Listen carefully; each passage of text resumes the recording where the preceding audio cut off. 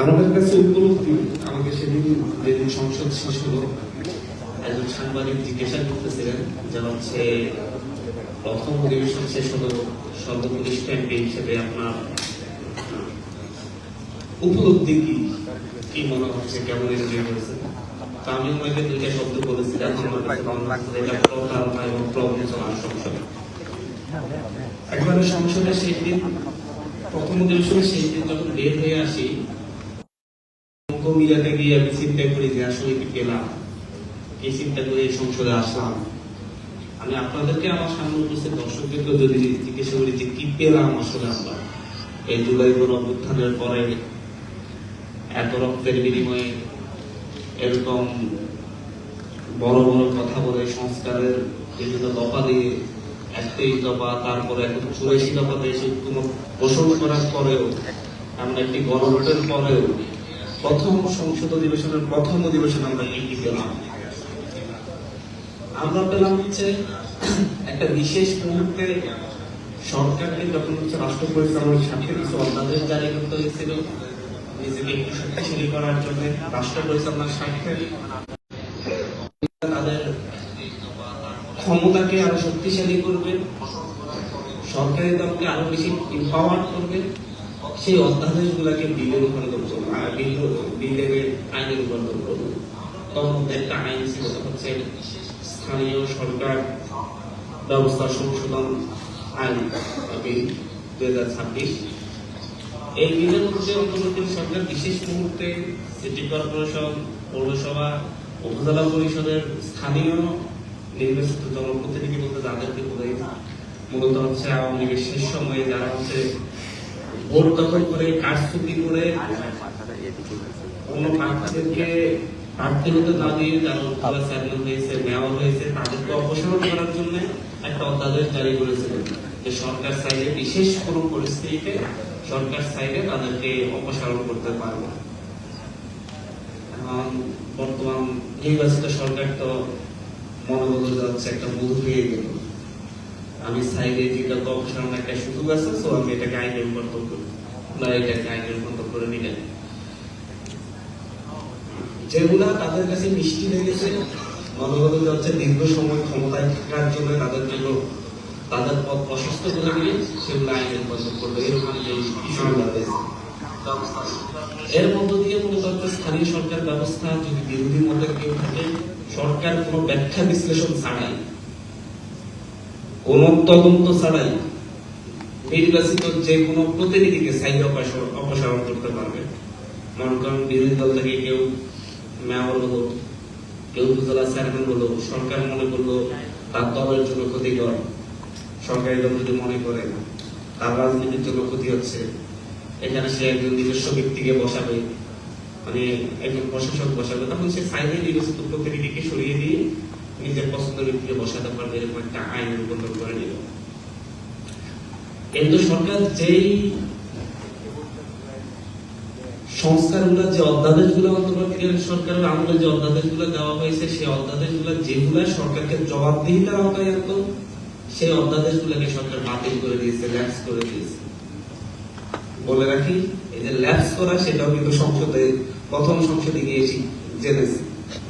আমি একেবারে সেই কথাটাই বলতেছি, মাটির মানুষ, মাটি থেকে উঠে এসে আমাদের যে উপলব্ধি, আমরা পুলিশি রাষ্ট্র, আমি সেই যখন আমার বয়স 10-11 বছর, 12 বছর, তখন থেকে বিএনপি নেতাদের মুখে পুলিশি রাষ্ট্র, পুলিশি রাষ্ট্র, পুলিশি রাষ্ট্র এই শব্দটা শুনতে শুনতে শুনতে শুনতে 2024 পর্যন্ত পার করেছি।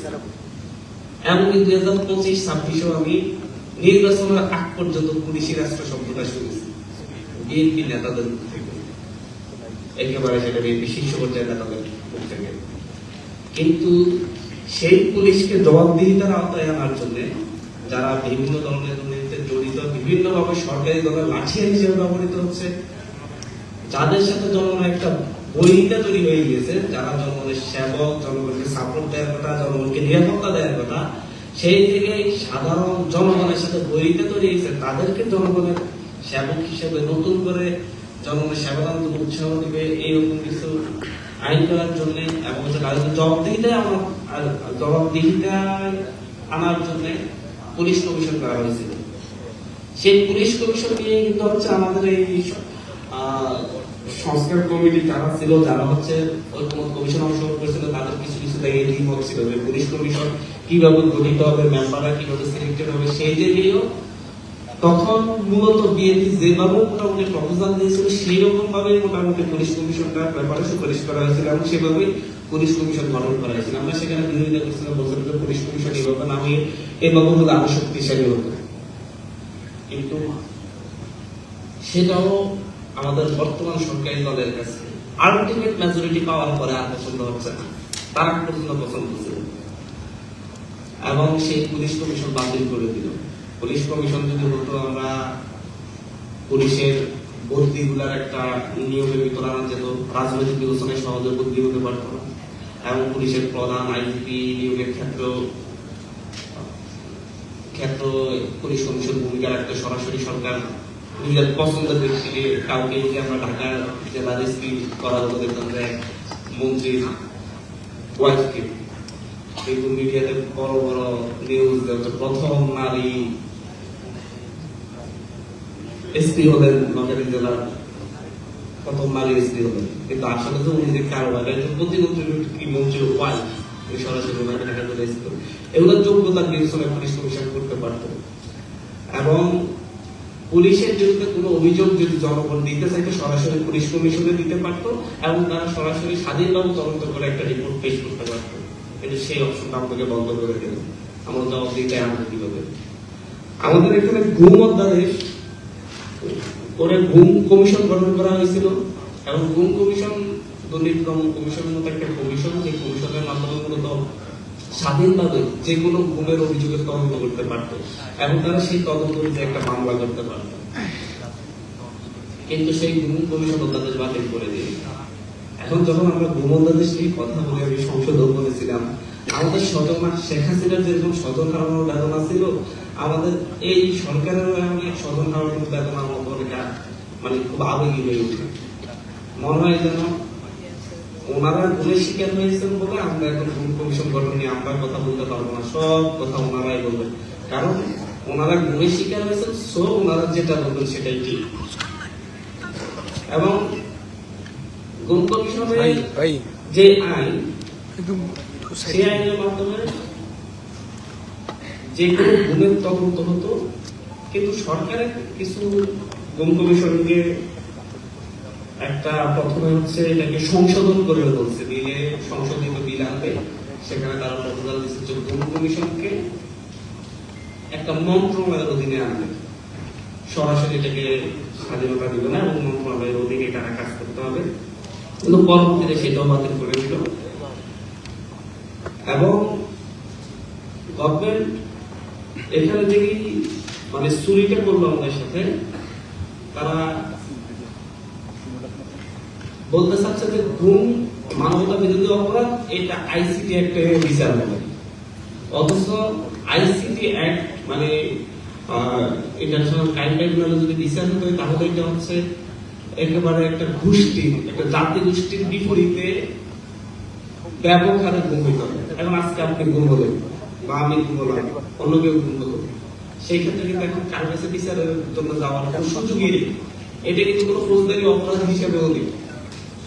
আপনার কেউ আপনার উপর হামলা করলো, মারলো, কাটলো, এটার জন্য আপনি বিচার চাইতে পারবেন। গুম কমিশন অধ্যাদেশ বাতিলের মধ্য দিয়ে, আইনের না করার মধ্য দিয়ে আপনি যদি 2-4 বছর 5 বছর যদি একজন সিঙ্গেল করে যদি হচ্ছে গুম হয়ে থাকে, এটা কোনো বিচার পাবেন না। এভাবে সরকার মূলত হচ্ছে একেবারে আমি সময় দিতে যাওয়া হয়েছে, এরকম আরো কিছু কথা বলার ছিল ধরে ধরে, গুম কমিশনের মতো, পুলিশ কমিশনের মতো, আমাদের সুপ্রিম কোর্ট সচিবালয়, এই সবকিছুই মূলত হচ্ছে বিএনপি যখন ক্ষমতার বাইরে ছিল, এই সবকিছু তখন দেখতাম যে বিএনপি চাচ্ছে,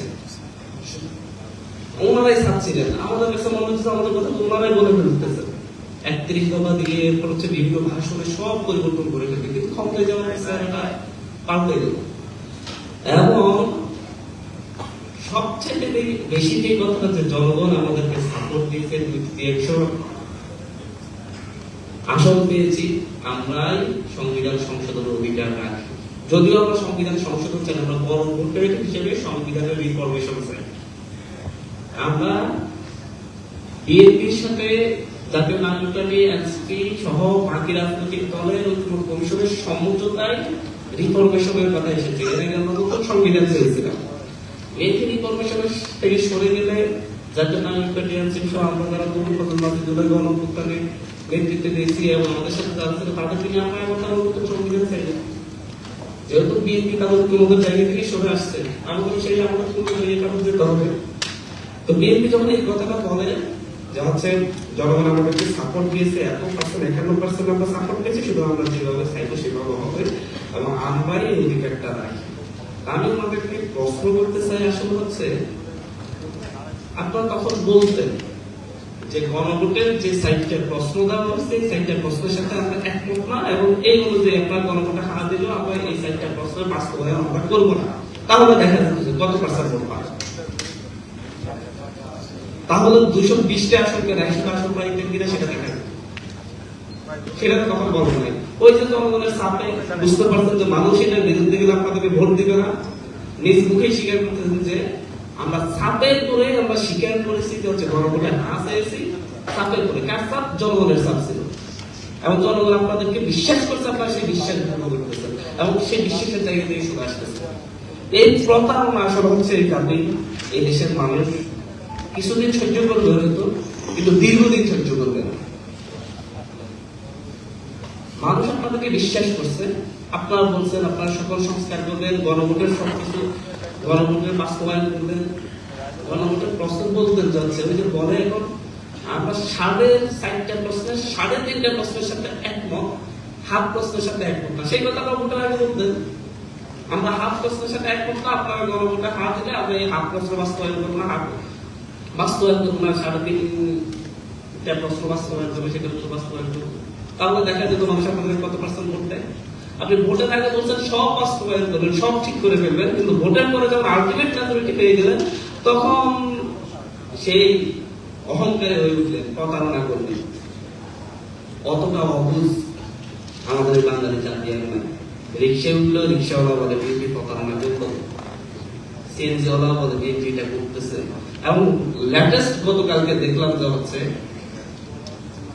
এই ব্যাখ্যাধারী একজন মন্ত্রী খেলা দেখতে গেলেন, সেই ক্রিকেটের স্টেডিয়াম না থেকে ক্যামেরা জোড়ানোর পরে পুরো সব যুক্ত একসাথে স্লোগান নিয়ে উঠবে, মনে হয় তারা সবাই যুক্ত ছিল।